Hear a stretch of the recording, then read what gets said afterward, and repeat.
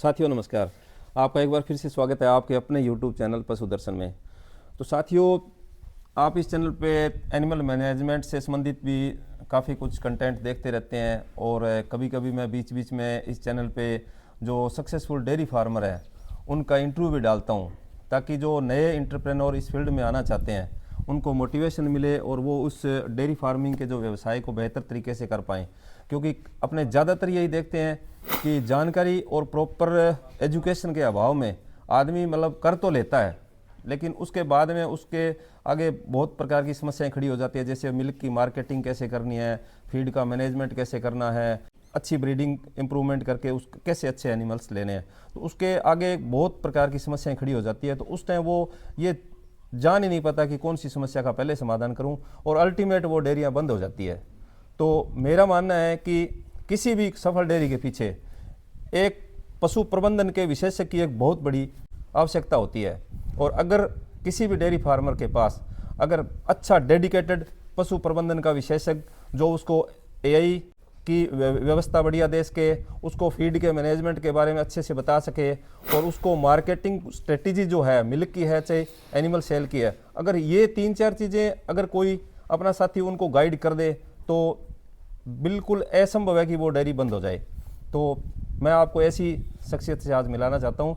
मेरे साथ हैं हमारे साथी राधे श्याम जी, जो राजकीय सेवा में है और फील्ड के अंदर जो हमारे पशुपालक साथी हैं उनको राजकीय सेवा के साथ साथ एक्सटेंशन वर्क जो होता है पशुपालन विभाग का भी अपने कैसे लोगों को एनिमल मैनेजमेंट के बारे में अच्छे से बताया जाए, तो ये इनका शौक़ है। और इसी शौक़ के बदौलत इन्होंने आज एक ऐसे डेयरी फार्मर को चिन्हित किया और उसके साथ इन्होंने 5-6 साल काम किया, तो मुर्रा की इन्होंने बहुत अच्छी ब्रीड बनाई है।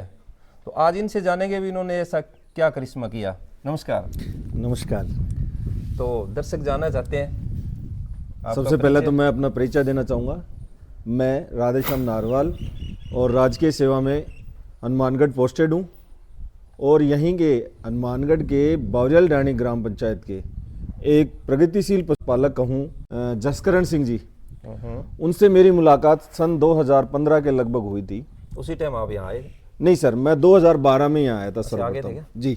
और 2012 में मेरी यहीं पे गांव नज़दीक बामूवाल डाणी में पोस्टिंग थी और मेरी मुलाकात जसकरण सिंह जी से 2015 के लगभग हुई थी। उस समय इनके पास में भैंसें थी और खेती के साथ साथ में पशुपालन में भी इनका बहुत ही ज़्यादा रुचि थी। गायों में ये इतनी रुचि नहीं थी, लेकिन इनकी भैंसों में ज़्यादा रुचि थी। और उस समय एआई के बारे में इनके जो है कृत्रिम गर्भाधान के बारे में इतना कुछ खास पता नहीं था। तो सर्वप्रथम जब हम उस चीज़ पे आए तो हमने यहाँ पे इनकी भैंसों के अंदर कृत्रिम गर्भाधान करना शुरू किया और इनको बताया कि कृत्रिम गर्भाधान से उच्च गुणवत्ता वाले जो नस्ल वाला पशु है, जिनके अंदर मिल्क रिकॉर्डिंग भी अच्छी है, सुंदरता अच्छी है, हाइट है अच्छी है और उनकी जो पेडिग्री चल रही है वो वंशानुगत जो भी उसकी चली हुई है, उस प्रणाली के तहत हमने उच्च गुणवत्ता वाले सीमन से एआई की कृत्रिम गर्भाधान किया। और आज उसी फलस्वरूप 2016-17 से लेके आज की तारीख तक जो हम एआई करते आ रहे हैं और जो ये डेयरी जो हमने तैयार की है मुर्रा नस्ल के ऊपर हमने काम करके जो किया है, उसमें हमारे पास में आज टॉप क्वालिटी की भैंसें बच्चे तैयार हो चुके हैं, जिनमें फीमेल भी हैं और मेल भी हैं। तो राधेश्याम जी, किस जो मुर्रा में आप कौन कौन सा सीमन जैसे ज़्यादातर यूज करते हैं? सर देखो, मुर्रा में मेरा जो फेथफुल कहूँ तो मैं HBSSRC हिसार सबसे ज़्यादा मेरा फेथफुल सीमन रहा है हिसार का। और वही मैंने लगभग ग्राउंड में जो प्राइवेट रूप से कह सकें कि भी डोर स्टेप पे जो एआई की सुविधा दी है एआई टेक्नीशियन के रूप में, तो उस पर ज़्यादा विश्वास किया। क्योंकि जो अच्छी डेयरीज है वो खुद का सीमन भी प्रेफर करती हैं अपने को लगाना जी। देखो, प्राइवेट जो डेयरीज हैं, प्राइवेट जो बुल जो तैयार हुए हैं वो अभी लगभग 2020, 21, 22 के बाद में जो है प्रचलन में आए हैं। जब युवराज की करोड़ों में बोली लगी थी, उसके बाद में लोगों में ज्यादा रुचि जगी कि बुल तैयार करके भी पैसा कमाया जा सकता है। तो ये जो कृत्रिम गर्भाधान की जो है प्रणाली, ये आज एक डेयरी को सक्षम बनाने में, उसको मुनाफा देने में बहुत ही कारगर साबित हुई है। बिल्कुल। भी आपके कहने का मतलब है कि ब्रीड का इम्प्रूवमेंट जो अब अगर करना है तो उसके पीछे कृत्रिम गर्भाधान का एक बहुत ही मेजर रोल है। बिल्कुल सर, मैं 100% कह सकता हूं, किसी भी डेयरी को यदि सक्षम होना है तो जब तक वो कृत्रिम गर्भाधान पे नहीं आएंगे और उच्च गुणवत्ता वाले सीमन का उपयोग नहीं करेंगे तब तक वो सक्षम नहीं है। दूध के ऊपर कोई भी डेयरी जो है सक्षम नहीं हो पाती जब तक वो वंशानुगत नहीं चलेगी, यानी बच्चे जब तक सेल पे नहीं आएंगे, ग्रोथ पे नहीं आएंगे, तब तक नहीं कह सकते कि कोई डेयरी सक्षम हो सकती है। थोड़ा बताएंगे भी इस जो दशमेश डेयरी फार्म है ये जो आज अपने देखा, तो इस पे कौन कौन से बुल की यही मतलब आप कर चुके हैं? सर मैं आपको बताऊं, में जाना बिल्कुल मैं आपको बताऊं एक्चुअली क्या है, मैंने काफ़ी मुर्रा नस्ल के ऊपर काफ़ी गौर किया और ये पाया कि जो लोकल ब्रीडर हैं उन्होंने क्या है, जो मेल तैयार किए उनका फादर HBSSRC हिसार या HLDB से ही था। ठीक है। जो पेडिग्री चली है लोकल भी जिसकी बात करें वो भी HBSSRC हिसार से चली हुई है। ठीक है, कहने का मतलब है कि अच्छे बुल से एआई, तो पहली बात तो है कि एआई करवानी चाहिए। बिल्कुल। एआई पे अगर अपने आ रहे हैं तो अच्छे बुल से एआई करवानी बिल्कुल, चाहिए, तभी ब्रीड का इंप्रूवमेंट होगा। तभी मान लो अपने घर में improvement 20 होगा। लीटर की अगर कोई गाय या भैंस है तो उसमें अगर कोई ऐसे बुल से करवा रहे हैं जिसकी माँ का 15 लीटर दूध है तो एआई करवाने का भी कोई फायदा नहीं। जी जी, यही है।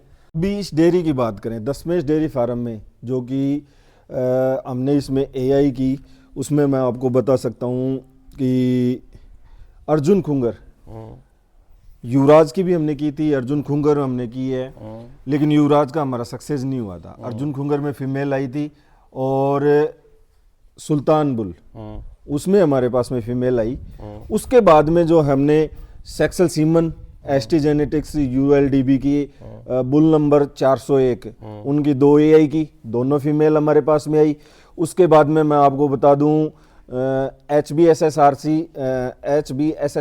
हिसार 147010 जिसमें फीमेल रेशो ज़्यादा बताया जाता है और वास्तव में हमने 2 एआई की, दोनों हमारे पास में आज ग्राउंड में फीमेल अवेलेबल हैं। उसके अलावा हमने रेडू बुल लगाया, वो भी हमारे पास में फीमेल अवेलेबल है। और उसके बाद में HSB शेरे हिंदुस्तान, उसका मेल हमारे पास में अवेलेबल है। ABC वीरा वाली सूरवीर, एक फीमेल एक मेल हमारे पास में अवेलेबल है। उसके बाद में लोकल ब्रीडर है श्याम बाल किया, उसकी हमारे पास में फीमेल अवेलेबल है। ग्राउंड में जो भी टॉप ब्रीडर हैं, LDF के सीमन हमने इस बार लक्ष्मी डेयरी फार्म के सीमन जो हैं उपयोग किए हैं, कोहिनूर और पिस्टल, जो कि हमारी दोनों ही अभी कंसीव हैं, तो उनका रिजल्ट आना बाकी है। काफ़ी विजिट करने के बाद में जब लोकल ग्राउंड में जाते हैं पता चलता है कि बुल की क्वालिटी क्या है, बुल की जो है हाइट हेल्थ क्या है और उसके आने वाले जो है बच्चे हैं उनका मिल्क रिकॉर्डिंग क्या रहा हुआ है, उसी हिसाब से हम सेलेक्ट करते हैं कि भी किस सीमन का हमने उपयोग करना है। ठीक है। चलो साथियों, मैं भी चाहता हूँ कि जितने भी एआई टेक्नीशियन साथी हैं वो साथी भी राधेश्याम जी से थोड़ा मोटिवेशन लें, वो भी फील्ड में जो अपने पशुपालक भाई हैं उनको एआई के बारे में जागरूक करें। तो चलो, इनके राधेश्याम जी की जो एआई करे हुए कई काफ़ी फीमेल हैं, उनके बच्चे अभी आने वाले हैं, अच्छे अच्छे बुल से इन्होंने एआई करी है। वो जब आ जाएंगे तो अपने फिर इनसे मिलेंगे, इनसे जानेंगे क्या रिजल्ट रहा। तब तक के लिए धन्यवाद, मिलते हैं नए वीडियो में जल्दी। ठीक है सर, नमस्कार सर, मिलते हैं।